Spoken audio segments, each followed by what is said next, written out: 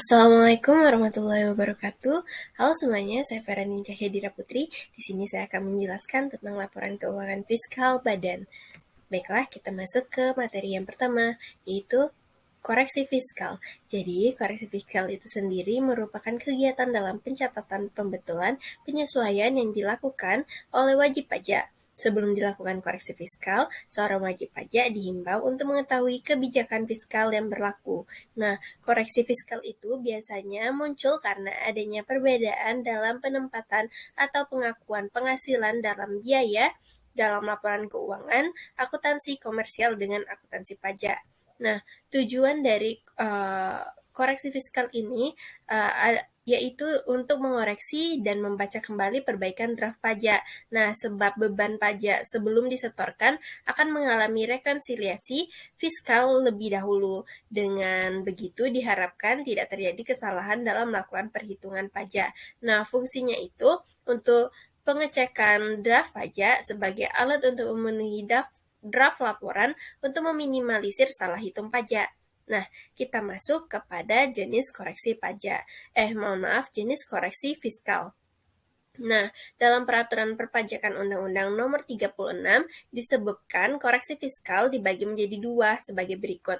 Yang pertama yaitu koreksi fiskal positif, yaitu koreksi yang umumnya disebabkan oleh biaya-biaya yang tidak diperkenankan oleh pajak sebagaimana diatur oleh pasal 9 UU PPH. Lalu ada koreksi fiskal negatif, yaitu koreksi fiskal yang menyebabkan laba, kena pajak berkurang, atau pengurangan PPH terutang, sebab peraturan lebih tinggi daripada pendapatan fiskal dan biaya-biaya komersial yang lebih kecil daripada biaya-biaya fiskal.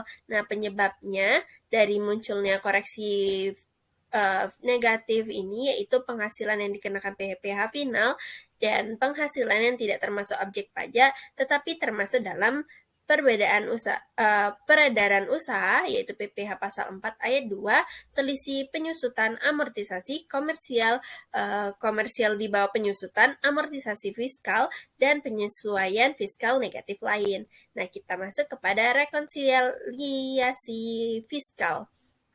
Nah, rekonsiliasi fiskal ini adalah proses membuat penyesuaian terhadap laporan keuangan komersial dengan besaran ketentuan perpajakan sehingga diperoleh yang namanya laba fiskal. Nah, laba fiskal ini dalam perpajakan disebut dengan penghasilan neto.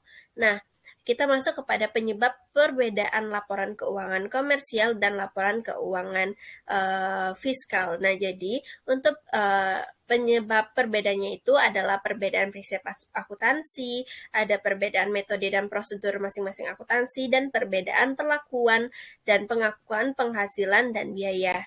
Baiklah, hanya itu yang dapat saya sampaikan. Lebih dan kurang saya ucapkan terima kasih. Assalamualaikum warahmatullahi wabarakatuh.